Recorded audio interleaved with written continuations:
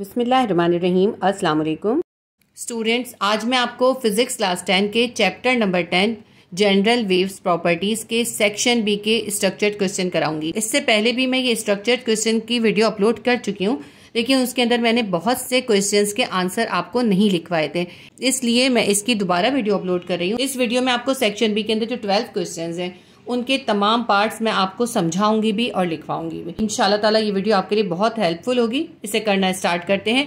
Section be structured question का question number 1 है, define the term transverse wave.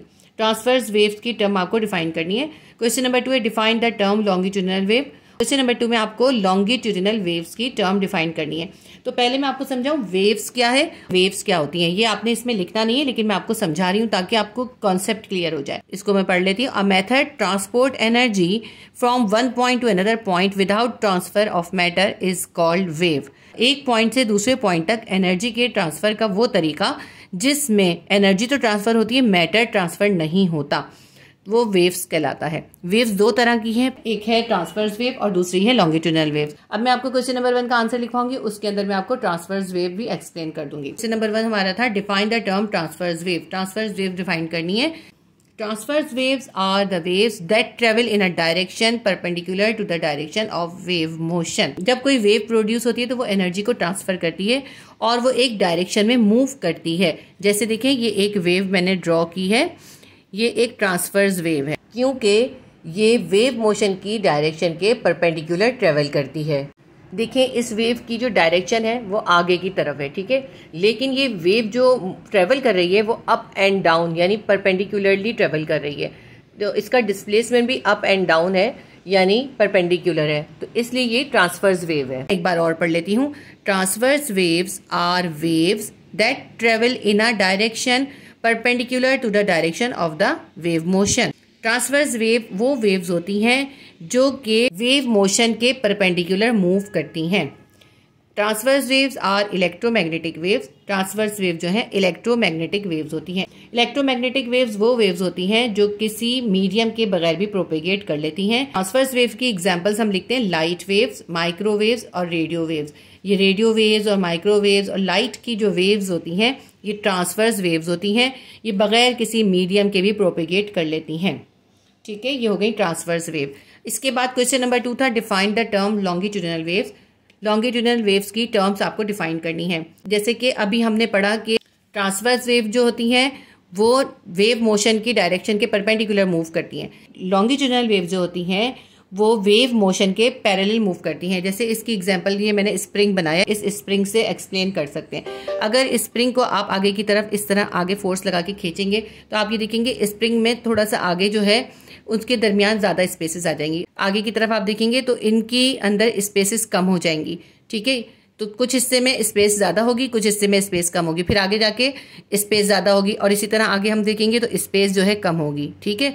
तो जहां जहां ये स्पेस ज्यादा होती है इसे हम कहते हैं रारिफेक्शन, और जहां ये स्पेस कम हो जाती है, ये क्लोज हो जाते हैं, कंजस्टेड हो जाते हैं, इसको हम कहते हैं कंप्रेशन। जो लॉन्गिट्यूडिनल वेव्स होती हैं उनके अंदर रारिफेक्शन और कंप्रेशंस होते हैं।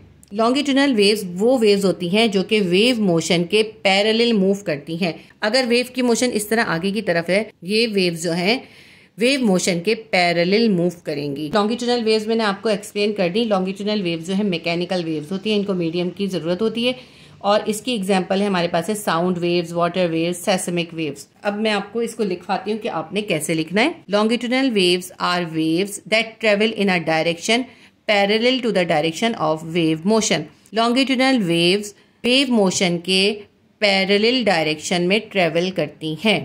Longitudinal waves are mechanical waves. Longitudinal waves mechanical waves होती हैं और इसकी एग्जांपल्स हम देते हैं। साउंड वेव है इसकी एग्जांपल, वाटर वेव्स है और सेस्मिक वेव्स हैं। ये जो अर्थक्वेक आते हैं उसमें जमीन के अंदर सेस्मिक वेव्स पैदा होती हैं जिसकी वजह से अर्थक्वेक आते हैं। सेस्मिक वेव्स अर्थक्वेक की वेव्स को कहते हैं। क्वेश्चन नंबर 1 और क्वेश्चन नंबर 2 मैंने आपको एक्सप्लेन भी कर दिया और इसका आंसर भी आपको लिखवा दिया। Question number 3, short note on mechanical waves. Mechanical waves पे शॉर्ट नोट लिखना है। ये शॉर्ट नोट आप बगैर पॉइंट के भी लिख सकते हैं और पॉइंट डाल के भी लिख सकते हैं। पॉइंट नंबर 1 हम इसका लिखेंगे, mechanical waves are such waves that needs a medium for propagation. Mechanical waves वो वेव्स होती हैं जिनको प्रोपेगेट करने के लिए किसी मीडियम की ज़रूरत होती है। बगैर किसी मीडियम के मैकेनिकल वेव्स प्रोपिगेट नहीं करती। जैसे देखिए साउंड वेव्स जो है मैकेनिकल वेव्स हैं। अगर कोई मीडियम खत्म हो जाए, जैसे एयर हटा दी जाए, बीच में स्पेस आ जाए, तो साउंड की वेव जो होती है ट्रेवल नहीं करती। इस तरह से देखिए साउंड प्रूफ विंडोज बनाई जाती हैं जिनके अंदर स्पेस रखा जाता है ताकि उसके बीच में एयर न रहे। जब एयर नहीं रहती तो बाहर की आवाज अंदर नहीं आती और अंदर की आवाज बाहर नहीं जाती। ठीक है, तो mechanical waves are the such waves that needs a medium for propagation. Point 2 है mechanical waves are produced by vibratory motion in the respective medium. Mechanical waves vibratory motion की वजह से पैदा होती हैं उस मीडियम के अंदर। जब उस मीडियम के अंदर किसी चीज से वाइब्रेशंस पैदा होती हैं तो मैकेनिकल वेव्स प्रोड्यूस होती हैं। थर्ड पॉइंट है mechanical waves consist of transverse waves and longitudinal waves. तो ट्रांसवर्स वेव्स और लॉन्गिट्यूडनल वेव्स ये दोनों ही मैकेनिकल वेव्स हो सकती हैं। फोर्थ पॉइंट है they can not travel through vacuum. Mechanical wave जो होती हैं वो वैक्यूम में ट्रेवल नहीं करती क्योंकि वैक्यूम के अंदर कोई मीडियम नहीं होता, एयर भी नहीं होती, कुछ भी नहीं होता। तो इसलिए मैकेनिकल वेव्स उसके अंदर से ट्रेवल नहीं कर सकती क्योंकि मैकेनिकल वेव्स को ट्रेवल करने के लिए किसी मीडियम की जरूरत होती है। मैकेनिकल वेव्स की एग्जांपल हम देंगे साउंड वेव्स, वाटर वेव्स और सेस्मिक वेव्स। ये सारी जो है मैकेनिकल वेव्स हैं। जो हमने लॉन्गिट्यूडनल वेव्स में एग्जांपल दी थी वही इसके अंदर भी एग्जांपल्स आएंगी। तो ये क्वेश्चन नंबर 3 का पार्ट ए हमने कर लिया। क्वेश्चन नंबर 3 का पार्ट बी है how can you say the mechanical waves are also material waves. आप ये कैसे कह सकते हैं कि मैकेनिकल वेव्स जो हैं वो मटेरियल वेव्स हैं। हमें ये एक्सप्लेन करना है कि क्यों मैकेनिकल वेव्स मटेरियल वेव्स होती हैं। तो इसका आंसर हम लिखते हैं the mechanical waves are the material waves because they only propagate through a medium. Mechanical waves को इसलिए मटेरियल वेव्स कहते हैं क्योंकि ये बगैर किसी मीडियम के ट्रेवल नहीं करती। मैकेनिकल वेव्स मटेरियल वेव्स इसलिए हैं क्योंकि ये सिर्फ किसी मीडियम के अंदर ही ट्रेवल करती हैं या किसी मीडियम के जरिए ही ट्रेवल करती हैं। और we can say they need a material medium to travel. और हम ये भी कह सकते हैं कि उनको ट्रेवल करने के लिए किसी मटेरियल के मीडियम की जरूरत होती है। There speed depend upon the physical properties of the respective medium. और क्योंकि उनकी स्पीड जो होती है वो उस रिस्पेक्टिव मीडियम की फिजिकल प्रॉपर्टीज पे डिपेंड करती है। मुख्तलिफ मीडियम में मैकेनिकल वेव्स की स्पीड मुख्तलिफ इसलिए होती है क्योंकि उसकी स्पीड जो होती है वो उस मीडियम पे डिपेंड करती है जिस मीडियम में वो ट्रेवल कर रही हैं। जैसे साउंड वेव्स जो हैं वो मैकेनिकल वेव्स हैं। उनको प्रोपिगेट करने के लिए किसी मीडियम की जरूरत होती है, चाहे वो एयर हो चाहे वो वाटर हो। तो साउंड की जो स्पीड है एयर में डिफरेंट होती है और वाटर में डिफरेंट होती है। तो इस वजह से मैकेनिकल वेव्स जो है मटेरियल वेव्स होती हैं क्योंकि उनकी स्पीड उस रिस्पेक्टिव मीडियम के प्रॉपर्टीज पे डिपेंड करती है। मुख्तलिफ मीडियम में मैकेनिकल वेव्स की स्पीड मुख्तलिफ होती है। मैं एक बार और इसको रीड कर देती हूँ। The mechanical waves are the material waves because they only propagate through a medium. और we can say they need a material medium to travel. Their speed depend upon the physical properties of the respective medium. ये question number 3 के 2 part थे, ए और B. अब इसके बाद question number 4 देखते हैं। क्वेश्चन नंबर 4 है waves are the means of energy transfer without matter, justify statement with every day life example. जैसा कि हमने अभी पढ़ा कि वेव्स जो है एनर्जी का ट्रांसफर करती हैं मैटर को ट्रांसफर किए बगैर, यानी कि वेव्स के अंदर सिर्फ एनर्जी ट्रांसफर हो रही होती है, मैटर ट्रांसफर नहीं होता। इस स्टेटमेंट को हमें जस्टिफाई करना है अपनी कॉमन लाइफ की एग्जांपल्स से। इसके लिए मैंने 2 एग्जांपल्स दिए, मैं आपको दोनों एग्जांपल से इसको एक्सप्लेन करूंगी। सबसे पहले हम लिखेंगे waves transfer energy without transferring matter. There are many examples in our everyday life such that. Waves जो है मैटर के ट्रांसफर के बगैर एनर्जी ट्रांसफर करती हैं।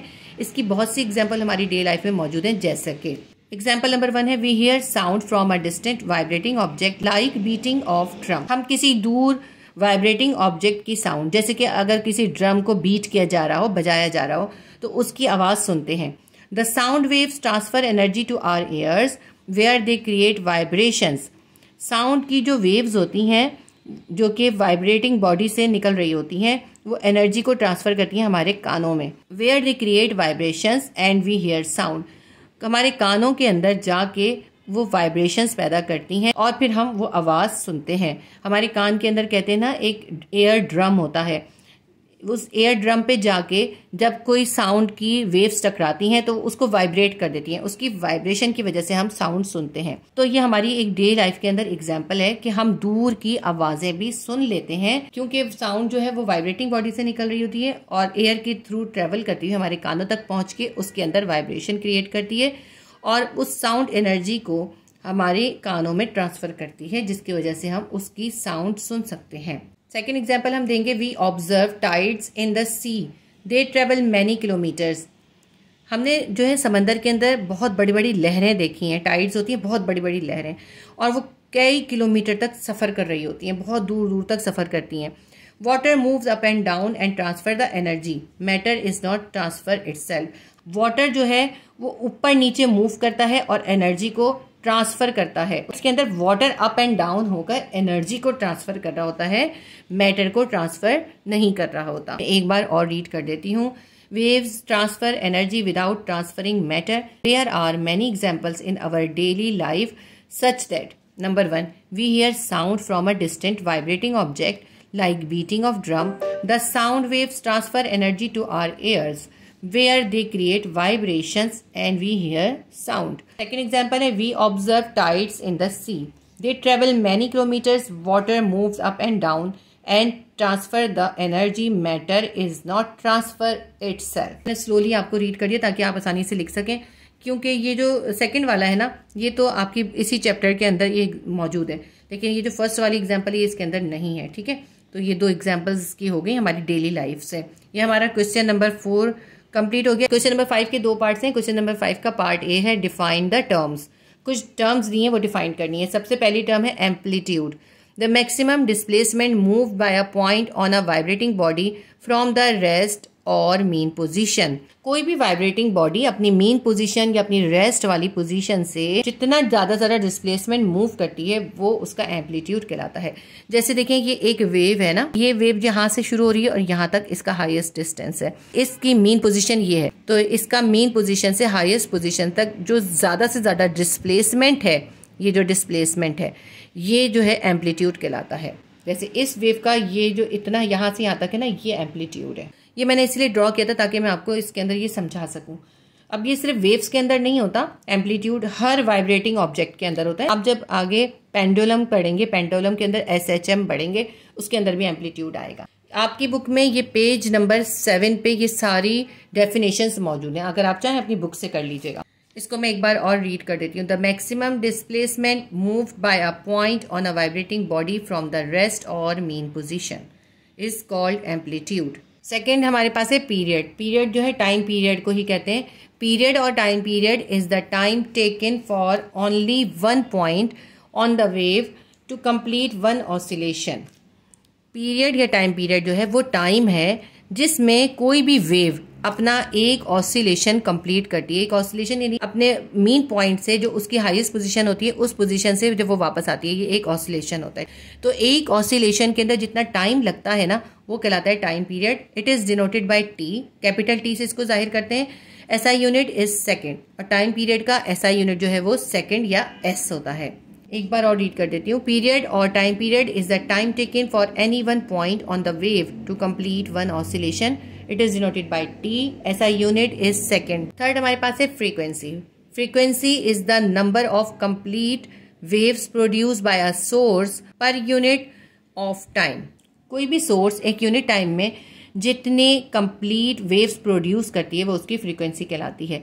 Frequency is also defined as the reciprocal of the period. Frequency जो है इस टाइम पीरियड का रेसिप्रोकल भी कहलाती है। Frequency is equals to 1/t, यानी फ्रीक्वेंसी और टाइम पीरियड जो है एक दूसरे का रेसिप्रोकल होते हैं। अगर किसी सोर्स का जो कि वेव्स प्रोड्यूस कर रही है उसका टाइम पीरियड ज्यादा होगा तो उसकी फ्रीक्वेंसी कम होगी, अगर टाइम पीरियड कम होगा तो उसकी फ्रीक्वेंसी ज्यादा होगी। The unit of frequency is hertz, Hz। Frequency का यूनिट जो है हर्ट्ज होता है, Hz से इसको जाहिर करते हैं। मैं इसको एक बार और रीड कर देती हूँ।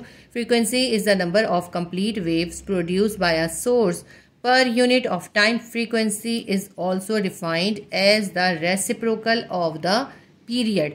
F is equals to 1/t। The unit of frequency is hertz, Hz।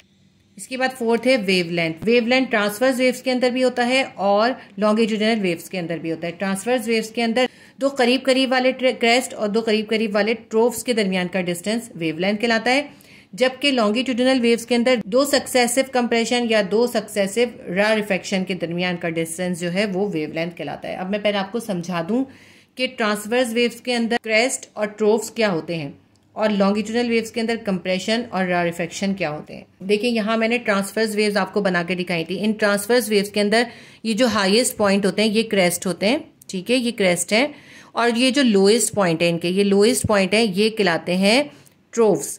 तो ट्रांसवर्स वेव्स में दो सक्सेसिव क्रेस्ट यानी दो साथ साथ वाले क्रेस्ट के दरमियान का डिस्टेंस या दो साथ साथ वाले ट्रोव्स के दरमियान का डिस्टेंस, देखें क्रेस्ट जो है एक यहाँ से यहाँ तक है, ये दोनों क्रेस्ट है, इन दोनों का दरमियान का डिस्टेंस जो है वो उसकी वेवलेंथ कहलाएगा। यहाँ से यहाँ तक का ये जो डिस्टेंस है दो ट्रोव्स के दरमियान का डिस्टेंस भी वेवलेंथ कहलाता है। यानी ट्रांसवर्स वेव्स में दो सक्सेसिव क्रेस्ट या दो सक्सेसिव ट्रोव्स के दरमियान के डिस्टेंस को वेवलेंथ कहते हैं और इसको हम लैम्डा से जाहिर करते हैं।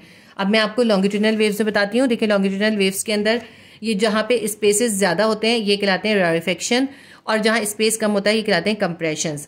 अब देखें ये रारिफेक्शन है, ये कंप्रेशन है, फिर ये रारिफेक्शन है, फिर यहाँ पे कंप्रेशन है। तो लॉन्गिट्यूडिनल वेव्स में दो सक्सेसिव रारिफेक्शन के दरमियान का डिस्टेंस उसकी वेवलेंथ कहलाता है या दो सक्सेसिव कंप्रेशन के दरमियान का डिस्टेंस भी वेवलेंथ कहलाता है। जैसे एक कंप्रेशन देखिए यहाँ से स्टार्ट हो रहा है तो यहाँ से दूसरे कंप्रेशन तक ये सारा जो है इसका वेवलेंथ कहलाएगा। एक रारिफेक्शन से दूसरे रारिफेक्शन तक का डिस्टेंस उसकी वेवलेंथ कहलाएगा और एक कंप्रेशन से लेके दूसरे कंप्रेशन तक का डिस्टेंस भी उसका वेवलेंथ कहलाता है।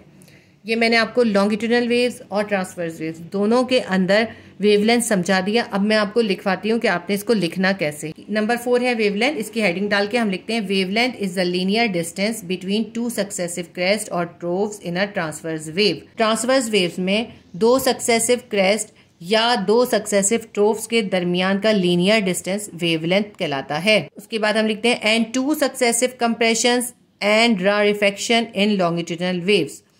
और लॉन्गिट्यूडिनल वेव्स के अंदर दो सक्सेसिव कंप्रेशन या फिर दो सक्सेसिव रारिफेक्शन के दरमियान का लीनियर डिस्टेंस उनकी वेवलेंथ कहलाता है।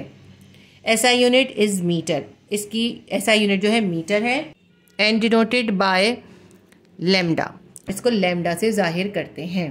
तो ये हमारा क्वेश्चन नंबर 5 का पार्ट ए कंप्लीट हो गया। अब क्वेश्चन नंबर 5 का पार्ट बी करेंगे। क्वेश्चन नंबर 5 का पार्ट बी है drive the formula of wave speed. Wave speed का एक फॉर्मूला होता है v = f लैम्डा। आपको ये फॉर्मूला इसमें ड्राइव करना है। ये फॉर्मूला आपकी बुक में पेज नंबर 8 पे ड्राइव हुआ है। आप चाहें तो बुक से कर लीजिएगा, मैं आपको इसमें करके भी दिखाती हूँ और समझाती भी हूँ। इस फॉर्मूले को हम ड्राइव करने के लिए सबसे पहले हम लिखते हैं speed = distance travelled by time taken. यानी किसी भी चीज की जो स्पीड होती है वो हम कैसे निकालते हैं, जितना उस बॉडी ने डिस्टेंस ट्रेवल किया होता है, जितना फासला उसने तय किया होता है और जितने टाइम में तय किया होता है उस डिस्टेंस को उस टाइम से डिवाइड करते हैं तो उसकी स्पीड आ जाती है। ये आपने 9th क्लास में पढ़ा था। तो स्पीड को हम किससे जाहिर करते हैं, स्पीड को हम v से जाहिर करते हैं। हम लिखते हैं v। डिस्टेंस को हम जाहिर करते हैं s से। v = s और डिवाइडेड बाय टाइम टेकन है। डिवाइडेड बाय टाइम को हम स्मॉल t से जाहिर करते हैं। ये बन गया v = s/t। तो कोई बॉडी जितने टाइम के अंदर जो डिस्टेंस ट्रेवल करती है उसकी वेलोसिटी होती है। ये तो हमने एक नॉर्मल बॉडी का निकाला। अब हम कंसिडर करते हैं कि हम एक वेव की वेलोसिटी फाइंड कर रहे हैं। Let us consider as wave.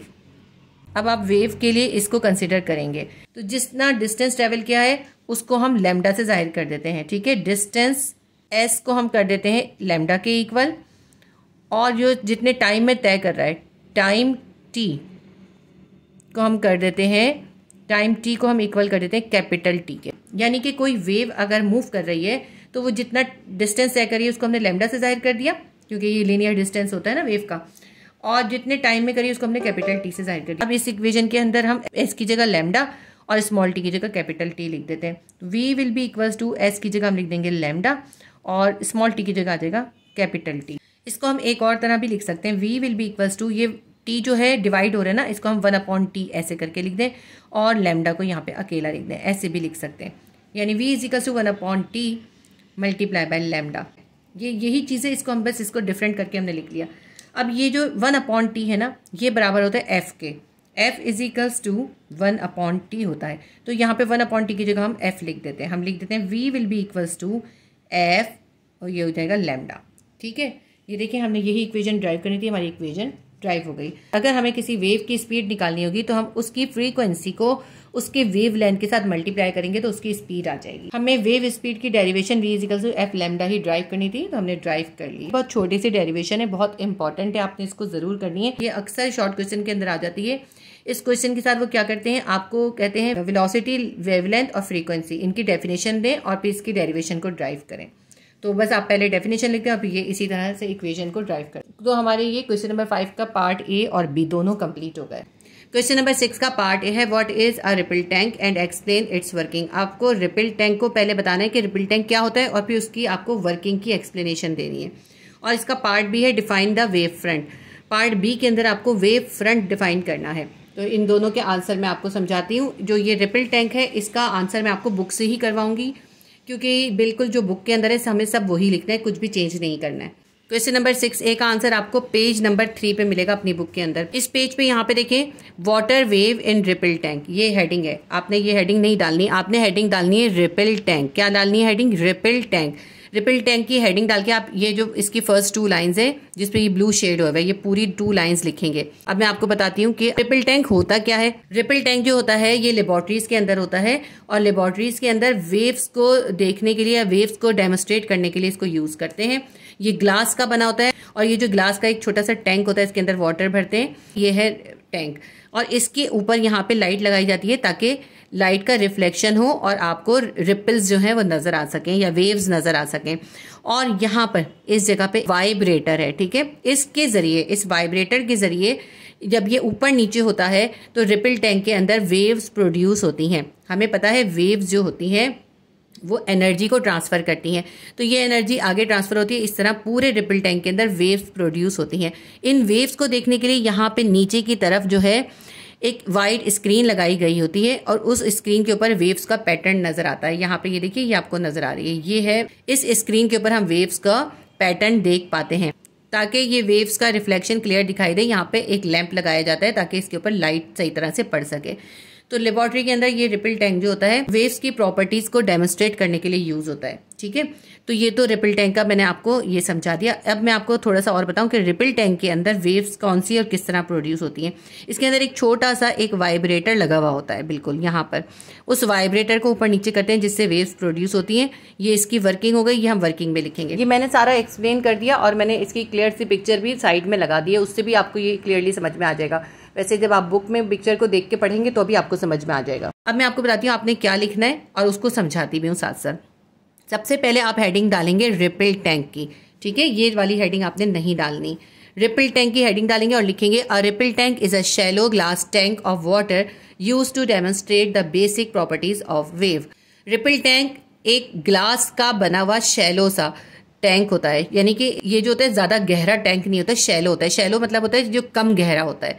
तो रिपल टैंक एक ग्लास का बना हुआ एक शैलो सा टैंक होता है जिसके अंदर वाटर यूज करते हैं और उस टैंक के जरिए वेव्स की प्रॉपर्टीज को डेमोस्ट्रेट किया जाता है। जो बेसिक वेव्स प्रॉपर्टीज हैं वो डेमोस्ट्रेट की जाती हैं। यहाँ अब आप हेडिंग डालेंगे वर्किंग और उसके बाद ये पूरा पैराग्राफ आपने लिखना है। It is a particular type of wave tank, ये एक खास किस्म का वेव का टैंक होता है। The ripple tank is usually illuminate from above so that the light shines through the water to visualize the wave being produced। इस ripple tank को रोशन करने के लिए इसके ऊपर लाइट लगाई जाती है ताकि उस लाइट या रोशनी की वजह से जो वेव्स प्रोड्यूस हो रही हैं वो आप स्क्रीन पे यहाँ पर देख सकें। जो ये यहाँ वाइट स्क्रीन है, ठीक है, यहाँ पे लाइट लगाइए ताकि वाइट स्क्रीन पे वेव्स आप देख सकें।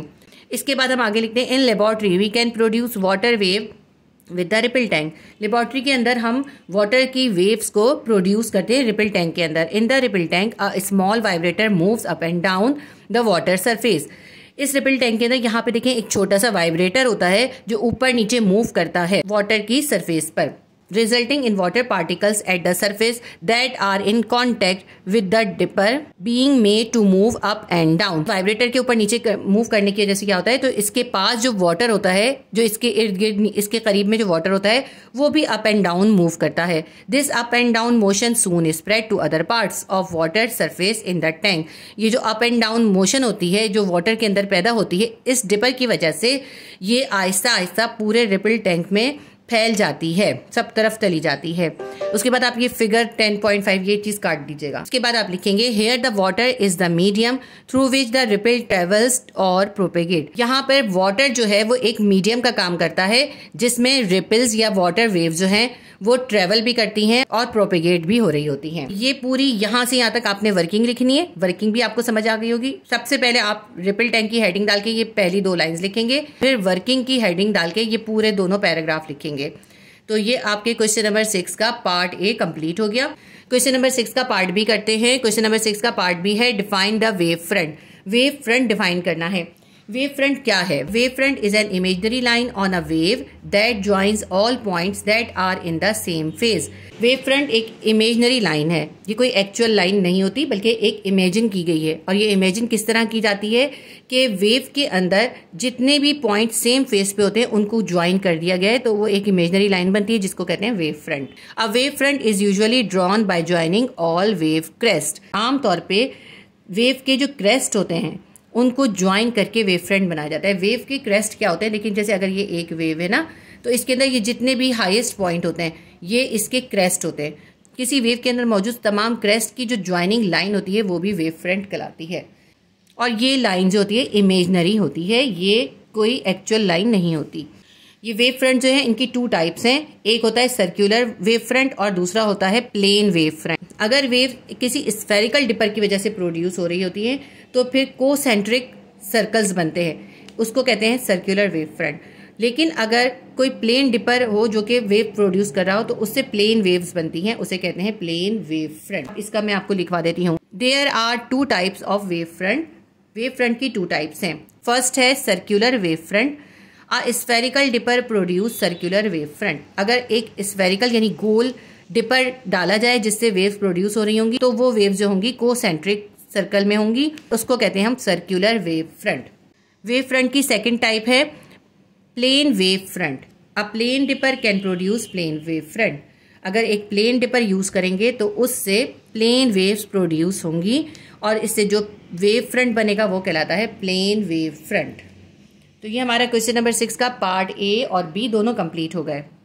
क्वेश्चन नंबर 7 है reference an experiment to explain the refraction of wave concerning the ripple tank. आपको बताना है कि वेव्स का रिफ्रैक्शन क्या होता है और फिर रिपल टैंक के अंदर एक एक्सपेरिमेंट के जरिए आपको वेव्स के अंदर जो रिफ्रैक्शन होता है उसे एक्सप्लेन करना है।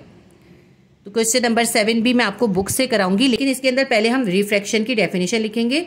तो पहले मैं आपको इसकी रिफ्रैक्शन की डेफिनेशन लिखवा देती हूँ और फिर इसका जो एक्सपेरिमेंट है रिपल टैंक वाला वो हम बुक में से करेंगे। रिफ्रैक्शन की डेफिनेशन हम लिखते हैं refraction of a wave is the change in the direction of a wave as it passes from one medium to another medium. For example deep water to shallow water due to a change in its speed. तो जब waves एक medium से दूसरे medium में enter होती हैं तो उनकी स्पीड और वेवलेंथ चेंज हो जाता है, जिसकी वजह से उनकी डायरेक्शन चेंज हो जाती है। अब एक मीडियम से दूसरे मीडियम की एग्जांपल ऐसी है जैसे डीप वाटर से शैलो वाटर। अगर वेव डीप वाटर से शैलो वाटर में जाती है तो उसकी स्पीड जो होती है वो स्लो हो जाती है, यानी उसकी स्पीड स्लो होती है जिसकी वजह से उसकी डायरेक्शन चेंज हो जाती है। तो असल में मीडियम चेंज होने की वजह से स्पीड और वेवलेंथ चेंज होता है और स्पीड और वेवलेंथ चेंज होने की वजह से उस वेव की डायरेक्शन चेंज हो जाती है। ये जो उसकी डायरेक्शन में चेंज होता है ये कहलाता है रिफ्रैक्शन ऑफ वेव। तो हम यहाँ पे सिर्फ रिफ्रैक्शन नहीं लिखेंगे, हम लिखेंगे रिफ्रैक्शन ऑफ वेव। इसको मैं एक बार आपको रीड करके बता देती हूँ, आपने लिखना कैसे है। Refraction of a wave is the change in direction of a wave as it passes from one medium to another medium. For example deep water to shallow water due to a change in its speed. इसमें देखिए यही लिखा हुआ है कि जब wave एक medium से दूसरे मीडियम में जैसे डीप वाटर से शैलो वाटर में जाती है तो उसकी डायरेक्शन चेंज हो जाती है क्योंकि उसकी स्पीड चेंज हो गई होती है। डीप वाटर में वेव की स्पीड ज्यादा होती है, शैलो वाटर में स्पीड कम होती है। जब कोई वेव जो है डीप वाटर से शैलो वाटर में आएगी उसकी स्पीड कम हो जाएगी और उसकी डायरेक्शन भी चेंज हो जाएगी। इसी तरह शैलो वाटर से अगर डीप वाटर में आएगी तो उसकी स्पीड तेज हो जाएगी और फिर उसकी डायरेक्शन चेंज हो जाएगी। तो ये रिफ्रैक्शन ऑफ वेव मैंने आपको एक्सप्लेन भी कर दिया, ये आप लिख लीजिएगा इसकी डेफिनेशन। और अब हम इसका एक्सपेरिमेंट बुक से करेंगे। आपकी बुक में पेज नंबर 6 पर रिफ्रैक्शन ऑफ वेव का एक्सपेरिमेंट है। रिफ्रैक्शन ऑफ वेव की डेफिनेशन मैंने आपको जो लिखा है वही लिखेंगे आप। उसके बाद आप इसके एक्सपेरिमेंट की हेडिंग डालेंगे, यहाँ आप लिखेंगे experiment of refraction in wave, ठीक है, ये आप हेडिंग डालेंगे। इसके बाद आप यहाँ से इसका पैराग्राफ लिखेंगे, यहाँ रिफ्रैक्शन से, और इसको आप पूरा नेक्स्ट पेज पर रिफ्रैक्शन तक ही लिखेंगे। अब मैं ये पढ़ती भी जाऊंगी और आपको इस डायग्राम के थ्रू समझाती भी जाऊंगी। इस एक्सपेरिमेंट के अंदर आपकी डायग्राम भी जरूर बनाएंगे। इससे पहले जो हमने क्वेश्चन नंबर 6A के अंदर रिपल टैंक की वर्किंग की थी उसमें भी आपको उसकी डायग्राम जरूर बनानी है। अब ये जो हम क्वेश्चन नंबर 7 कर रहे हैं इसके अंदर हम ये एक्सपेरिमेंट जब लिखेंगे तो इसके साथ ये वाली डायग्राम भी जरूर बनाएंगे। पहले मैं इस डायग्राम को आपको एक्सप्लेन कर दूं, फिर आपको ये बहुत ईजी से समझ में आ जाएगा। देखिए ये एक रिपल टैंक है और इसके अंदर ये वेव्स हैं। कोई भी ग्लास का या लकड़ी का किसी भी चीज का बॉक्स है वो इसके अंदर रख दिया। इसके अंदर रखने से क्या हुआ, ये वाटर जो है देखिए ये शैलो हो गया। अब ये वाटर की यहाँ से आप ऊंचाई देखिए इतनी रह गई और यहाँ पे कितनी है, ये डीप वाटर है। यहाँ पे डीप वाटर था, अब यहाँ पे ये शैलो वाटर हो गया इस ब्लॉक की वजह से। ये जो हमने ब्लॉक रखा है, तो इस ब्लॉक को रखने के बाद हमने ये ऑब्जर्व किया, जैसे ही ये ब्लॉक इसके अंदर रखा गया उसके बाद इसके अंदर जो वेव्स थी उनकी वेव लेंथ भी छोटी हो गई। देखें यहाँ कितनी बड़ी वेव लेंथ है और यहाँ कितनी छोटी वेव लेंथ हो गई। इनकी वेव लेंथ भी छोटी हो गई, इनकी स्पीड भी कम हो गई और इनकी डायरेक्शन भी चेंज हो गई। इससे ये प्रूफ हुआ कि जब वाटर डीप वाटर से शैलो वाटर में जाता है, यानी एक मीडियम से दूसरे मीडियम में जाता है, तो उसके अंदर वेव्स की स्पीड चेंज हो जाती है, जिसकी वजह से वेव्स की डायरेक्शन भी चेंज हो जाती है। तो ये आपको क्लियर समझ में आ गया। ये डायग्राम भी बहुत इजी सी है। यहाँ पे आपने बड़े वेवलेंथ बनाने, फिर यहाँ पे छोटे वेवलेंथ बनाने और उसके नीचे एक ये ऐसे बॉक्स बना देना है, बस ये इस तरह से बनेगा। अब मैं इसे पढ़ती जाऊंगी और साथ साथ बताती जाऊंगी। Experiment of refraction of wave, ये हेडिंग डाल के इसके बाद आप लिखेंगे refraction of wave can be demonstrated when a flat piece of a block is immersed in the ripple tank. Waves का रिफ्रैक्शन डेमोन्स्ट्रेट करने के लिए रिपल टैंक के अंदर एक फ्लैट से ब्लॉक का पीस रख देंगे। वाटर डेप्थ बिकम शैलो, इस बॉक्स को रखने से वहां पे वाटर की जो डेप्थ है, गहराई है, वो शैलो हो जाएगी, पानी जो है कम गहरा हो जाएगा। अब यहाँ पे यू विल लिखा हुआ है, आप यहाँ लिखेंगे we. We find that the wavelength of the plane wave shortens and change direction। तो हम ये देखते हैं कि ब्लॉक रखने के बाद जो वेव्स हैं उनकी वेवलेंथ भी छोटी हो जाएगी और उनकी डायरेक्शन भी चेंज हो जाएगी। ये आप फिगर 10.13 काट लें। As they move from the boundary between two media, क्योंकि अब ये जो वेव्स हैं एक मीडिया से दूसरे मीडिया में आ गई। एक मीडिया से दूसरे मीडिया कैसे हो गया, पूरा वाटर ही है ना, ऐसे हो गया कि यहाँ पे डीप वाटर है और यहाँ पे ये शैलो वाटर हो गया है। इसकी गहराई कम है, इसकी गहराई ज्यादा है, तो इस तरह ये दो मीडियम बन गए। However, the frequency of water waves stays the same in both waves because it is the same as the frequency of the vibrator। हालांकि इन दोनों जगहों पर ही वेव्स की फ्रीक्वेंसी सेम रहेगी, फ्रीक्वेंसी में कोई चेंज नहीं आएगा, क्योंकि फ्रीक्वेंसी वाइब्रेटर पर डिपेंड करती है और वाइब्रेटर तो एक ही है। इनका वेव्स जिसकी वजह से प्रोड्यूस हो रही हैं वो दोनों का सेम ही है, इसलिए इन दोनों रीजन में ही, डीप वाटर में भी और शैलो वाटर में भी, फ्रीक्वेंसी सेम रहेगी। This result shows that the speed of a wave in water depends on water depth. इस एक्सपेरिमेंट से हमें ये पता चला कि वाटर के अंदर जो वेव्स हैं उनकी स्पीड वाटर की डेप्थ के ऊपर यानी गहराई के ऊपर डिपेंड करती हैं। Waves travel faster in deep water than in shallow water. Waves deep water में शैलो वाटर की निस्बत ज्यादा तेजी से ट्रेवल करती हैं। This effect is called refraction. ये इफेक्ट जो है वो रिफ्रैक्शन कहलाता है। तो बस आपने यहाँ तक इसको लिखना है। ये मुझे दोबारा पढ़ने की जरूरत नहीं क्योंकि आप बुक से ही लिखेंगे। ये आपको मैंने एक्सप्लेन कर दिया है। उम्मीद करती हूँ ये आपके लिए हेल्पफुल रहेगा। देखें, अगर मेरी वीडियो से आपकी हेल्प होती है तो प्लीज आप मेरी वीडियोस को अपने क्लासमेट्स के साथ, अपने फ्रेंड्स के साथ जरूर शेयर कीजिए ताकि ज्यादा से ज्यादा स्टूडेंट जो है इससे फायदा उठा सके। तो ये हमारा क्वेश्चन नंबर 7 का आंसर भी कंप्लीट हो गया।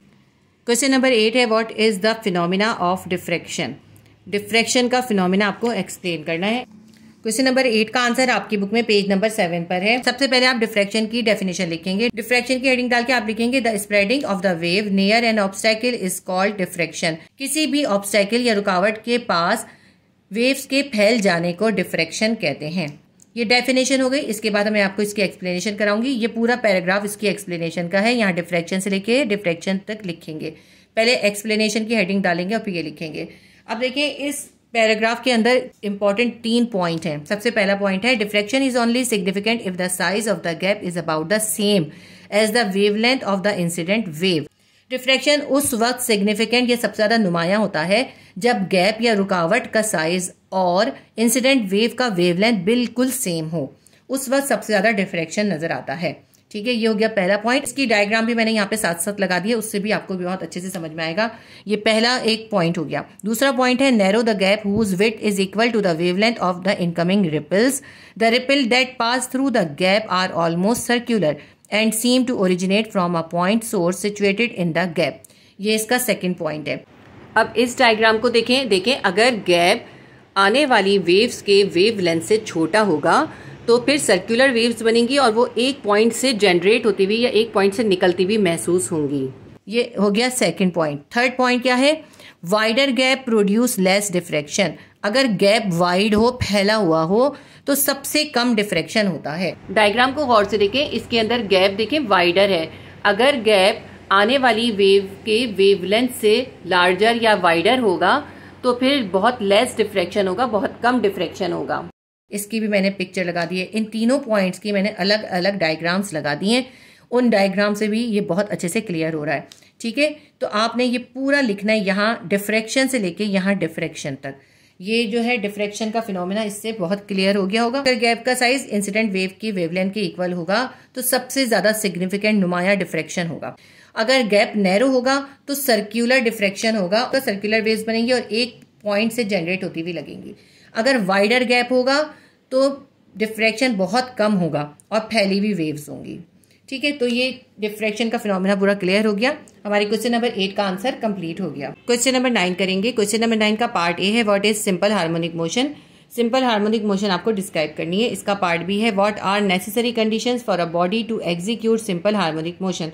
सिंपल हार्मोनिक मोशन के लिए कौन सी नेसेसरी कंडीशंस होती हैं। तो पहले हम क्वेश्चन नंबर 9 का पार्ट ए करते हैं, सिंपल हार्मोनिक मोशन डिफाइन करते हैं। आपकी बुक में पेज नंबर 11 पर सिंपल हार्मोनिक मोशन डिफाइन की हुई है। पहले मैं आपको समझाती हूँ सिंपल हार्मोनिक मोशन है क्या। जब कोई बॉडी अपनी मीन पोजीशन पर टू एंड फ्रो यानी आगे पीछे इक्वल इंटरवल से मूव कर रही होती है तो उसे कहते हैं पीरियोडिक या ऑसिलेटरी मोशन। ठीक है, ये हो गई ऑसिलेटरी मोशन। अब एसएचएम यानी सिंपल हार्मोनिक मोशन क्या है? सिंपल हार्मोनिक मोशन असल में ऑसिलेटरी मोशन ही है, लेकिन ये वो ऑसिलेटरी मोशन है जिसके अंदर डिस्प्लेसमेंट और एक्सेलरेशन डायरेक्टली प्रोपोर्शन होते हैं और उस एक्सेलरेशन की जो डायरेक्शन है वो हमेशा मीन पोजीशन की तरफ होती है। अब मैं ये आपको समझाऊं किस तरह से। जैसे सपोज करें ये एक स्प्रिंग है, इस पे यहाँ वेट लगा हुआ है। ठीक है, ये इसकी मीन पोजीशन है, यहाँ पे ये बिल्कुल रेस्ट की पोजीशन में। अब इसके ऊपर फोर्स लगा के इसको खींच के यहाँ से यहाँ, इसकी मीन पोजीशन यहाँ थी ना, यहाँ से इसको यहाँ ले गए। यहाँ से यहाँ तक जो इसने डिस्प्लेसमेंट किया उसे हम एक्स कहते हैं। ये इसका डिस्प्लेसमेंट है। इसका डिस्प्लेसमेंट किस तरफ है? इस तरफ है। लेकिन इसका एक्सेलरेशन जो होगा वो हमेशा मीन पोजीशन की तरफ होगा। तो इसका एक्सेलरेशन इस तरफ होगा। डिस्प्लेसमेंट राइट साइड पर है लेकिन एक्सेलरेशन इसके मीन पोजीशन पर लेफ्ट साइड पर है। अब ये यहाँ पर जब हमने इस पे फोर्स लगा के इसको यहाँ पे छोड़ दिया तो इसके अंदर रीस्टोरिंग फोर्स हो गई। उस रीस्टोरिंग फोर्स की वजह से ये अपनी मीन पोजीशन की तरफ वापस मूव करेगा। यहाँ मीन पोजीशन पर आके ये रुकेगा नहीं, इनर्शिया की वजह से ये अपनी मूवमेंट को कंटिन्यू रखेगा, आगे की तरफ लेफ्ट साइड पर जाएगा। लेफ्ट साइड पर ये उतना ही डिस्प्लेसमेंट कवर करेगा जितना इसने राइट साइड पर कवर किया था। अब इसके डिस्प्लेसमेंट की डायरेक्शन इस तरफ है, लेकिन इसका एक्सेलरेशन अब भी मीन पोजीशन की तरफ ही होगा। इस ब्लॉक ने यहाँ तक डिस्प्लेसमेंट करा, वापस मीन पोजीशन पर आया, मीन पोजीशन से यहाँ पे लेफ्ट साइड पर उतने ही डिस्प्लेसमेंट पे गया। अब देखिए इसका डिस्प्लेसमेंट जो है इस एक्सेलरेशन के डायरेक्टली प्रोपोर्शन होगा। अगर ये डिस्प्लेसमेंट ज्यादा होगा तो एक्सेलरेशन भी ज्यादा होगा, अगर डिस्प्लेसमेंट कम होगा तो एक्सेलरेशन भी कम होगा। दूसरी बात क्या होगी कि ये जो एक्सेलरेशन है इसकी डायरेक्शन हमेशा मीन पोजीशन की तरफ रहेगी। जब हम इसको राइट पे लेके गए तब भी ये मीन पोजीशन की तरफ था, जब हम ये लेफ्ट पे गया तब भी एक्सेलरेशन की डायरेक्शन मीन पोजीशन की तरफ है। तो ऐसी ऑसिलेटरी मोशन को एसएचएम यानी सिंपल हार्मोनिक मोशन कहते हैं। ये मैंने आपको इस डायग्राम से पूरा एक्सप्लेन कर दिया। अब मैं आपको इसकी डेफिनेशन लिखवाती हूँ। इसकी डेफिनेशन यहाँ से यहाँ तक आपको लिखनी है। मैं आपको इसको रीड करके समझाती हूँ कि ये किस तरह से ड्राइव होगी इक्वेशन। ये वही पैराग्राफ मैंने इसके अंदर लिखा है जो कि आपकी बुक में पेज नंबर 11 पर था। सिंपल हार्मोनिक मोशन की हेडिंग डाल के हम लिखेंगे when an object oscillate about a fix position mean position. जब कोई ऑब्जेक्ट अपनी फिक्स या मीन पोजीशन पर ऑसिलेट कर रही होती है या पीरियोडिक मोशन कर रही होती है, its acceleration is directly proportional to its displacement from the mean position. तो उसका एक्सेलरेशन मीन पोजीशन से डिस्प्लेसमेंट के डायरेक्टली प्रोपोर्शन होगा, यानी उसका एक्सेलरेशन और डिस्प्लेसमेंट दोनों डायरेक्टली प्रोपोर्शन होंगे। And is always directly towards the mean position, और उस एक्सेलरेशन की डायरेक्शन हमेशा मीन पोजीशन या फिक्स पोजीशन की तरफ होगी। Its motion is called simple harmonic motion. ऐसी मोशन को सिंपल हार्मोनिक मोशन कहते हैं, शॉर्ट फॉर्म में इसे SHM कहते हैं। A is directly proportion to minus X के। एक्स क्या है? डिस्प्लेसमेंट है। एक्सेलरेशन और डिस्प्लेसमेंट की डायरेक्शन ऑपोजिट है, इसलिए यहाँ पे माइनस लिखा है। लेकिन ये दोनों डायरेक्टली प्रोपोर्शन है। अगर डिस्प्लेसमेंट ज्यादा होगा तो एक्सेलरेशन ज्यादा होगा, डिस्प्लेसमेंट कम होगा तो एक्सेलरेशन भी कम होगा। अब अगर हम इसका डायरेक्टली प्रोपोर्शन का साइन हटाते हैं, इक्वल का साइन डालते हैं, हम लिखते हैं A will be equals to minus K X. ये के क्या है? ये के है कांस्टेंट, यानी A will be equals to minus K X. अब ये यहाँ तक ही आप इसके अंदर लिख लें, काफी है। लेकिन आपकी बुक में देखें A is equals to minus K X नहीं दिया गया, बल्कि आपकी बुक में दिया है A is directly proportion to minus X, F is equals to minus K upon M bracket close X. ये जो है ना इक्वेशन है पूरी, इस इक्वेशन को इसमें ड्राइव करके नहीं दिखाया, बस आपको डायरेक्टली दे दिया है। आगे क्लासेस में आपको ये पूरी इक्वेशन ड्राइव करनी होगी, इसके अंदर आपको ड्राइव नहीं करनी, लेकिन मैं आपको बता देती हूँ कि ये किस तरह से आया है, क्योंकि जो इससे पहले बुक थी ना उसमें ये यहाँ पर ही खत्म हुआ था। ये था A is directly proportion to minus X, A is equals to minus K X. लेकिन जो नई बुक आई लास्ट ईयर उसके अंदर इन्होंने ये इक्वेशन दे दी है, लेकिन आपने इस क्वेश्चन में इसको ड्राइव करके नहीं दिखाना। आपने इस डेफिनेशन के साथ बस यहाँ तक ए is equals to minus K x तक ही करना है, इस यहाँ तक ही आप फिनिश कर दें। आपकी बुक के अंदर जो लिखा है ना F is equals to minus K upon M X, वो मैं आपको ड्राइव करके दिखा देती हूँ। इसको आगे करें तो वो आ जाएगी हमारे पास। According to Hooke's law F is equals to minus K X होता है। अब देखिए ए भी माइनस के एक्स के बराबर है, एफ भी माइनस के एक्स के बराबर है। इसका मतलब क्या हुआ? ए इज इक्वल्स टू एफ हो गया, ए एफ के बराबर है, और एफ जो है वो बराबर होता है एम ए के भी। ठीक है, हम यहाँ पे एफ की जगह एम ए लिख देते हैं और ए की जगह ये जो ए की वैल्यू वो लिख देते हैं। ए की जगह क्या आएगा? माइनस के एक्स, एफ की जगह आ जाएगा एम ए। अब यहाँ पे ए को अकेला कर दें, एम को इधर ले जाएं, क्या हो जाएगा? ए is equals to minus K upon M x. यही आपके पास ड्राइव हुई हुई, लेकिन ए is equals to minus K upon M x आ रहा है, क्योंकि ए एफ के बराबर है तो हम यहाँ पे एफ लिख सकते हैं। तो इसको अगर हम आगे करें तो क्या हो जाएगा? F will be equals to, A की जगह एफ लिख लें क्योंकि ए और एफ बराबर है। हमने यहाँ पे अभी देखा था ना ए और एफ बराबर है, तो F will be equals to minus K upon M X, यहाँ पे ब्रैकेट दे दिया बस। तो देखें ये जो आपकी बुक में इक्वेशन थी वो ड्राइव हो गई। ये मैंने आपको ड्राइव करके दिखा दी है, और मैंने इसीलिए इसको देखें दूसरे पेन से करें ताकि आप इसको इसमें सॉल्व ना करें। आप बस इसको बस यहाँ तक ही फिनिश कर दें, और चाहे तो जो आपकी बुक में दिया हुआ है ना F equals to minus K upon M X, वो यहाँ पर लिख दीजिए बस। तो ये आपका क्वेश्चन सॉल्व हो जाएगा। ये क्वेश्चन नंबर 9 का पार्ट ए सॉल्व हो गया। अब इसका पार्ट बी था, आपको सिंपल हार्मोनिक मोशन के लिए जो इंपॉर्टेंट कंडीशन है वो बतानी है। सिंपल हार्मोनिक मोशन के लिए देखिए 3 इंपॉर्टेंट कंडीशन है। सबसे पहली कंडीशन ये है कि बॉडी पीरियोडिक या ऑसिलेटरी मोशन कर रही हो। दूसरा क्या है कि एक्सेलरेशन जो प्रोड्यूस हो रहा है वो डिस्प्लेसमेंट के डायरेक्टली प्रोपोर्शन होगा। और तीसरी कंडीशन ये है कि एक्सेलरेशन की डायरेक्शन हमेशा मेन पोजीशन की तरफ होगी। बस देखिए वही जो हमने इसकी डेफिनेशन में किया था उसको ही हम सेपरेट करके लिख देंगे तो वही उसकी कंडीशन हो जाएंगी। तो इसका आंसर हम लिख लेते हैं। The conditions for SHM are as follows. Number 1 condition है the body must oscillate about its mean position. Body के लिए जरूरी है कि वो अपनी मेन पोजीशन पे या फिक्स पोजीशन पे ऑसिलेशन कर रही हो, ऑसिलेट कर रही हो। नंबर 2 कंडीशन है the acceleration produced is directly proportional to its displacement. जो एक्सेलरेशन प्रोड्यूस हो रहा है वो डिस्प्लेसमेंट के डायरेक्टली प्रोपोर्शन हो। Acceleration will be directly proportion to minus X. Minus जो है डायरेक्शन के ऑपोजिट होने के लिए लिखा गया है। थर्ड पॉइंट है the acceleration is always directly towards the mean position. Acceleration हमेशा मेन पोजीशन की तरफ होगा। क्वेश्चन नंबर 9 का पार्ट ए और बी हमने सॉल्व कर लिया। क्वेश्चन नंबर 10 करते हैं। क्वेश्चन नंबर 10 का पार्ट ए है with the help of diagram explain SHM in pendulum. एक डायग्राम की मदद से आपको पेंडुलम के अंदर SHM यानी सिंपल हार्मोनिक मोशन को एक्सप्लेन करना है। पार्ट बी है the period of simple pendulum executing the formula gives SHM T is equals to 2 pi under root L upon G। Simple pendulum में SHM का time period जो है वो equals होता है 2 pi under root L upon G के। What will be the effect of the period if there is an increase in its number 1 length, number 2 mass. इस फॉर्मूले को देखते हुए अगर हम इस पेंडुलम का लेंथ इंक्रीज कर दें तो क्या इफेक्ट आएगा। नंबर 2 ये है कि अगर हम इस पेंडुलम का मास इंक्रीज कर दें तो क्या इफेक्ट आएगा। पहले हम इसका पार्ट ए करेंगे, पेंडुलम के अंदर SHM डिस्क्राइब करेंगे, उसके बाद हम इसका पार्ट बी करेंगे। क्वेश्चन नंबर 10 के पार्ट ए के अंदर आपको पेंडुलम की डायग्राम बनानी है, उसके अंदर SHM को आपको एग्जीक्यूट करके दिखाना है। ये आपकी बुक में पेज नंबर 12 पे बनी हुई है और पेज नंबर 12 पर ही इसकी एक्सप्लेनेशन लिखी हुई है। पहले मैं आपको इसके अंदर इसको समझाऊंगी, उसके बाद मैं आपको इसकी एक्सप्लेनेशन बुक से समझाऊंगी। इस क्वेश्चन के अंदर तो आपको सिर्फ डायग्राम से ही बताना है, लेकिन आपको चाहिए कि आप इसकी एक्सप्लेनेशन भी याद करके लिखें, क्योंकि बाज़ औक़ात एग्जाम में डायग्राम के साथ साथ एक्सप्लेनेशन लिखने को भी कहते हैं। तो आपको मैं पहले ये डिस्क्राइब करती हूँ। ये कोई भी एक रिजिड सी सरफेस है जिसके ऊपर एक पेंडुलम को हैंग कर दिया। पेंडुलम क्या होता है, ये एक स्ट्रिंग है, इसके अंदर ये जो बॉब लगा हुआ है, मेटल का एक बॉब लगा हुआ है, ये है पेंडुलम। ठीक है, ये सब कुछ भी नहीं है। इसको देखिए इस तरह से, ये है पेंडुलम। एक स्ट्रिंग के, कोई भी ऐसा स्ट्रिंग जिसके अंदर एक मेटल का बॉब या राउंड बॉल लगा दिए तो ये बन गया पेंडुलम। अब इस पेंडुलम के अंदर SHM होगी किस तरह से, जब ये पेंडुलम ऐसे लटका हुआ है सीधा और मूव नहीं कर रहा तो ये रेस्ट की पोजीशन में है। इस रेस्ट की पोजीशन को हमने नाम दे दिया O। ये O जो है इसकी इक्विलिब्रियम पोजीशन या रेस्ट की पोजीशन है। जिस स्ट्रिंग से इस बॉब को लटकाया है, इस स्ट्रिंग की लेंथ L होगी और इस स्ट्रिंग का जो वेट होगा वो होगा W। ठीक, इसका W या mg जो है वो नीचे की तरफ होगा। हम ये इस तरह से लिखेंगे, इसका mg जो है उसकी डायरेक्शन नीचे की तरफ है। इस मीन पोजीशन पे ये रेस्ट की पोजीशन में है। इस बॉब के ऊपर हम एक फोर्स अप्लाई करते हैं और हम इस बॉब को उठाकर इस पोजीशन A पे लाके छोड़ देते हैं।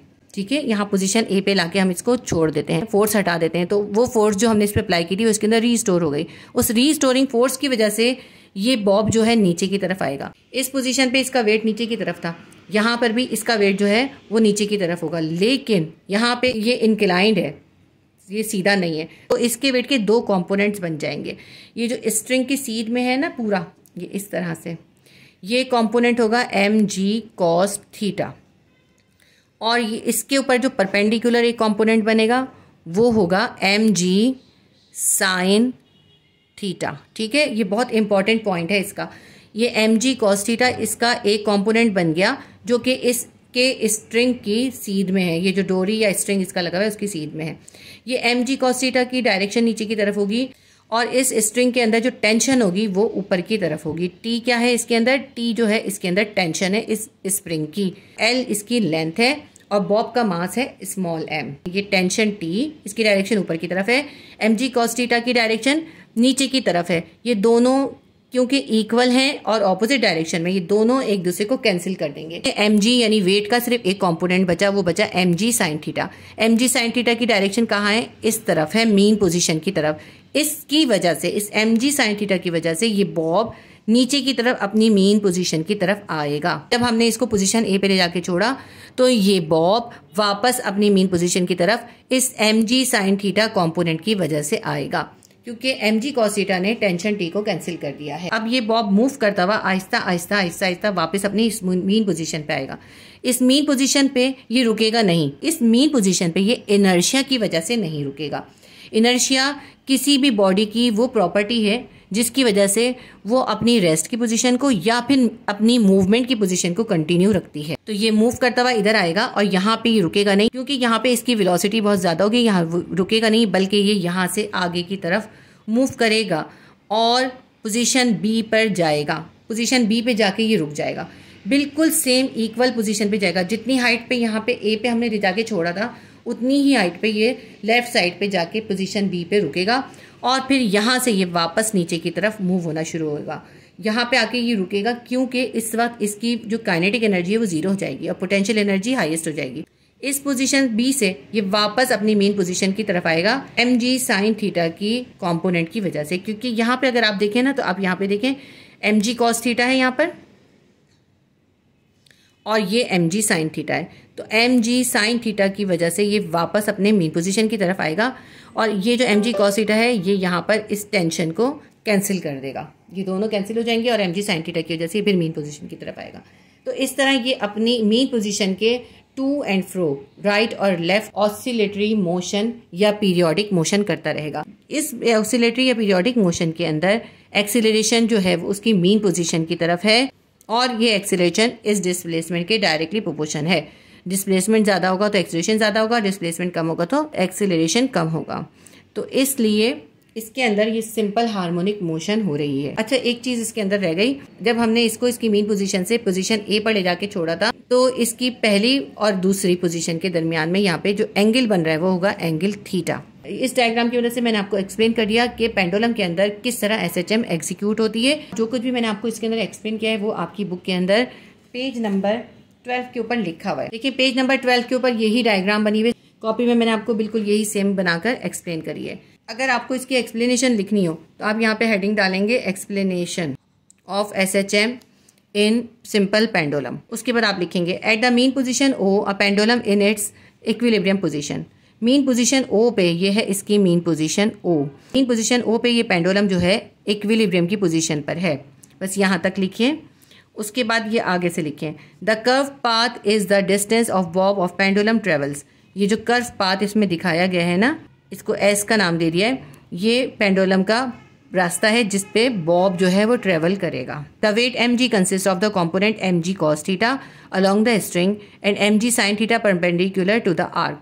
ये जो इस बॉब का वेट है mg, इसके एक कंपोनेंट है mg cos थीटा जो कि इस स्ट्रिंग के बिल्कुल अलोंग है, सीधा सीधा है, और दूसरा जो इसका कंपोनेंट है वो इस स्ट्रिंग के परपेंडिकुलर है। ये देखिए ये रहा, उसका नाम है mg sin theta. For each given string the component mg cos theta parallel to the string is exactly cancelled by the tension in the string. हर स्ट्रिंग के अंदर mg cos थीटा का कॉम्पोनेंट स्ट्रिंग के parallel होता है और tension के equal होता है, इसलिए दोनों एक दूसरे को कैंसिल कर देते हैं। स्ट्रिंग की टेंशन और mg cos थीटा का कॉम्पोनेंट एक दूसरे को कैंसिल कर देते हैं। The resulting net force which is directed back towards the equilibrium point is tangential to the arc and equals mg sin theta। अब रिजल्टिंग फोर्स का सिर्फ एक कंपोनेंट mg sin theta बचता है जिसकी डायरेक्शन मीन पोजीशन की तरफ होती है। यहाँ तक आप लिखेंगे। इसके बाद आप लिखेंगे simple pendulum period is affected by length and gravity acceleration. The period is independent of mass and amplitude.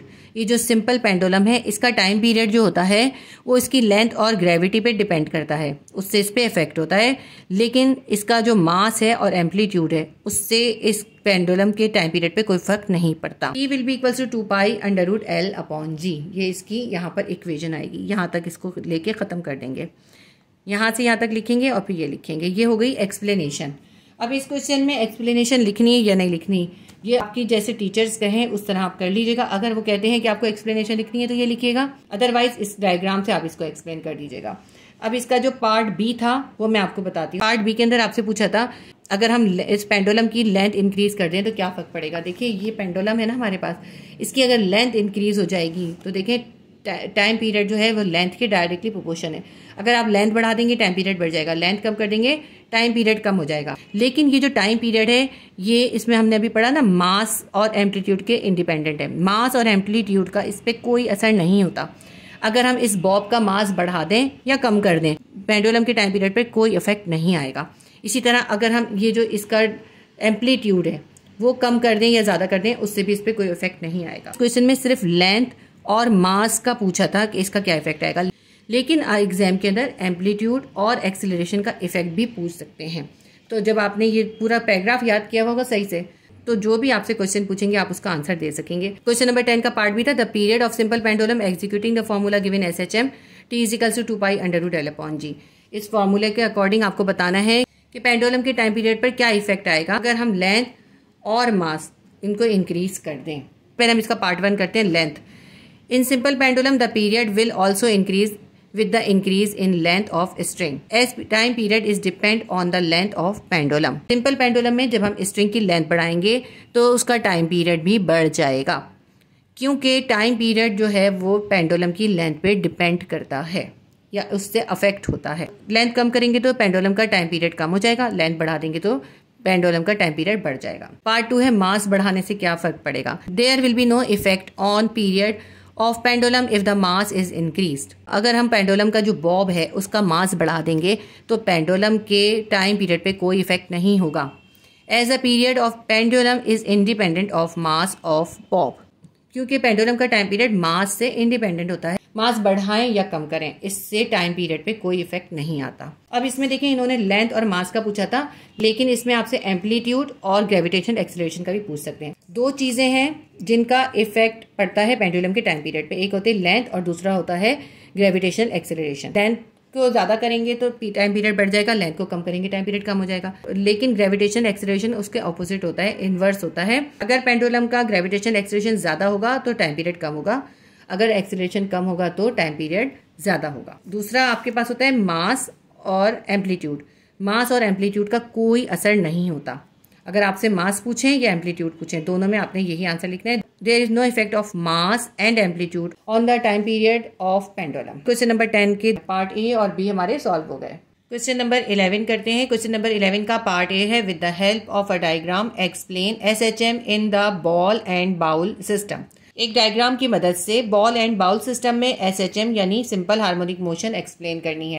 इसकी डायग्राम आपकी बुक में पेज नंबर 13 पर है। बहुत क्लियर डायग्राम बनी हुई है और ये आपको वीडियो में भी बहुत क्लियर नजर आ रही होगी। पहले मैं आपको इस डायग्राम में सब कुछ एक्सप्लेन करूंगी और फिर मैं आपको बताऊंगी कि आपको कहाँ से कहाँ तक लिखना है, और जो मैं आपको इसमें एक्सप्लेन करूंगी ना वही इसके अंदर सब लिखा हुआ है। देखें, ये एक बाउल है, प्याला है, और इसके अंदर ये एक बॉल है। ये बॉल यहाँ पे इसके सेंटर में पड़ी हुई है, रेस्ट की पोजीशन में है, और ये इसकी मीन पोजीशन है। इसको हमने नाम दे दिया O। इसका वेट जो है, इस बॉल का वेट वो नीचे की तरफ है, W = mg। इस बॉल का वेट W नीचे की तरफ है और रिएक्शन ऊपर की तरफ है। ये दोनों इक्वल हैं और इनकी डायरेक्शन ऑपोजिट है, तो ये दोनों एक दूसरे को कैंसिल कर देंगे, इसलिए बॉल यहाँ पे रेस्ट की पोजीशन पे होगी। ये इसकी मीन पोजीशन है और इसको हमने O का नाम दिया है।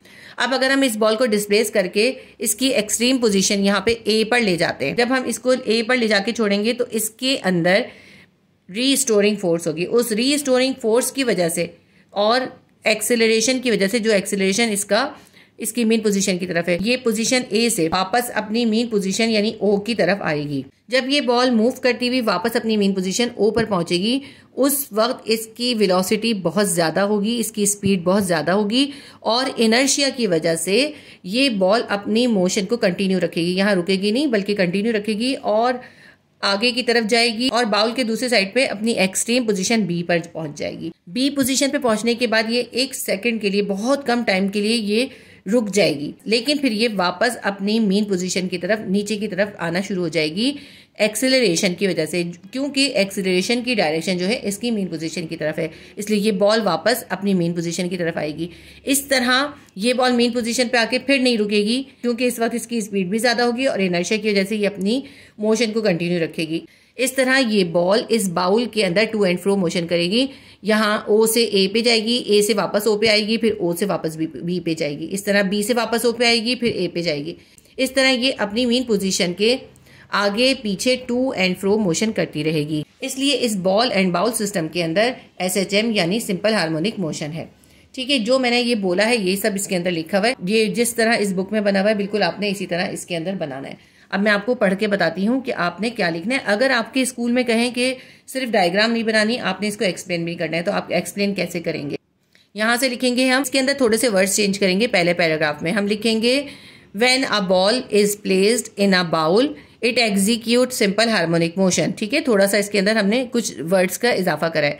When the ball is placed at mean position O that is at the centre of the bowl. तो हम बॉल को उसकी मीन पोजीशन O पे प्लेस करते हैं, जो कि उस बाउल का सेंटर है। In this position the net force acting on the ball is 0।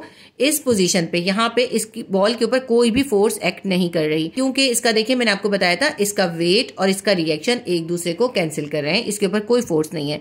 Hence there is no motion, इसलिए यहाँ पे इसके अंदर कोई मोशन नहीं है, ये रेस्ट की पोजीशन में है। ठीक है, ये पैराग्राफ पूरा हो गया। इसके बाद हम यहाँ पे थोड़ा सा इसको काट देते हैं। हम लिखते हैं if we displace the ball to an extreme position A and then release it. अब हम क्या करेंगे, इस बॉल को इसकी मीन पोजीशन से उठा के एक्सट्रीम पोजीशन A पे ले जाके छोड़ देंगे। The ball starts moving towards the mean position O due to the restoring force caused by its weight component. Ball अपनी रीस्टोरिंग फोर्स और अपने weight component mg sin theta की वजह से अपनी मीन पोजीशन O की तरफ मूव करना स्टार्ट कर देगी। At position O, the ball gets maximum speed and due to inertia, it moves towards the opposite extreme position B. जब ये बॉल O पे यानी अपनी मेन पोजीशन पे पहुंचेगी तो इसकी स्पीड बहुत ज़्यादा होगी और इनर्शिया की वजह से ये अपनी मूवमेंट को जारी रखेगी और अपनी एक्सट्रीम पोजीशन B पे पहुंच जाएगी. With the restoring force that act towards the mean position, the speed of the ball starts to decrease. जैसे जैसे ये बॉल ऊपर की तरफ जाती जाएगी इसकी स्पीड डिक्रीज होती जाएगी, कम होती जाएगी.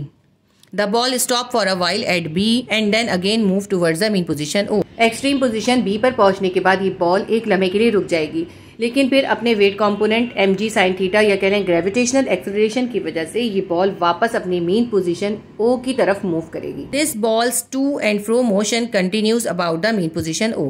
इस तरह ये बॉल इस मेन पोजीशन के टू एंड फ्रो आगे पीछे मूव करती रहेगी. This result shows that the acceleration of the ball is directed towards the O. क्योंकि बॉल अपनी दोनों एक्सट्रीम पोजीशन से मेन पोजीशन की तरफ वापस आ रही है, इससे पता चलता है कि इसका एक्सेलरेशन जो है वो उसकी मेन पोजीशन की तरफ है. Hence the ball's to and fro motion about a mean position placed in a bowl is also an example of simple harmonic motion. क्योंकि इसके अंदर एक्सेलरेशन मीन पोजीशन की तरफ है, इससे ये साबित होता है कि ball and bowl system simple harmonic motion की एक एग्जाम्पल है. क्वेश्चन नंबर 11 का पार्ट ए का आंसर आपका हो गया. ये आपने पूरा पैराग्राफ लिखना है इफ से लेके और ये डायग्राम भी बनानी है. क्वेश्चन नंबर 11 का पार्ट ए कंप्लीट हो गया. क्वेश्चन नंबर 11 का पार्ट बी है why is the motion of a ball in the bowl executing SHM is maximum at the equilibrium position. इसमें पूछते हैं कि बॉल एंड बाउल सिस्टम जिसके अंदर SHM है उसकी इक्विलिब्रियम पोजीशन पे बॉल की मोशन एक्सट्रीम या ज़्यादा से ज़्यादा क्यों होती है. तो इसका आंसर मैंने अभी आपको जब ये एक्सप्लेन किया उसमें बता दिया है, फिर भी मैं आपको इसका आंसर लिखवा देती हूँ. क्वेश्चन नंबर 11 के पार्ट बी का आंसर हम लिखते हैं. In ball and bowl system, SHM is executed because ball moves to and fro at its mean position O, which is also its equilibrium position. Ball and bowl system SHM execute करता है क्योंकि ball अपनी mean position O जो कि उसकी equilibrium position भी है उसके आगे पीछे टू एंड फ्रो मोशन करती है. At equilibrium position, displacement is 0 and ball gets maximum speed. Equilibrium position पर डिस्प्लेसमेंट 0 हो जाता है और बॉल की स्पीड मैक्सिमम यानी ज़्यादा से ज़्यादा हो जाती है. Because at this position kinetic energy और वेलोसिटी इज मैक्सिमम. क्योंकि मेन पोजीशन पर बॉल की काइनेटिक एनर्जी या वेलोसिटी मैक्सिमम यानी ज़्यादा से ज़्यादा होती है. क्वेश्चन नंबर 11 का पार्ट ए और बी हमने दोनों सॉल्व कर लिए. क्वेश्चन नंबर 12 का पार्ट ए है what are damp oscillation. Damp oscillation आपको एक्सप्लेन करना है. और इसका पार्ट बी है how does damping progressively reduce the amplitude of the oscillation. किस तरह डैम्पिंग आहिस्ता आहिस्ता ऑसिलेशन का एम्पलीट्यूड कम कर देता है या रिड्यूस कर देता है. इसका पार्ट सी है a boy is swinging in the swing. एक लड़का झूले में झूल रहा है. Explain why it's amplitude reduces progressively with time. ये एक्सप्लेन करें कि उसका एम्पलीट्यूड जो होता है वो आहिस्ता आहिस्ता कैसे कम हो जाता है. तो इन तीनों के आंसर मैं आपको लिखवाऊंगी और लिखवाने के साथ साथ ही समझा दूंगी. क्वेश्चन नंबर 12 के पार्ट ए में हमें डैम्प ऑसिलेशन बताने हैं. डैम्प ऑसिलेशन क्या होते हैं? देखिए कोई भी बॉडी जो कि ऑसिलेशंस कर रही हो. ऑसिलेशंस क्या है? अपनी मेन पोजीशन के आगे पीछे टू एंड फ्रो मोशन कर रही हो तो आहिस्ता आहिस्ता क्या होता है उसके ऑसिलेशंस कम होते जाते हैं.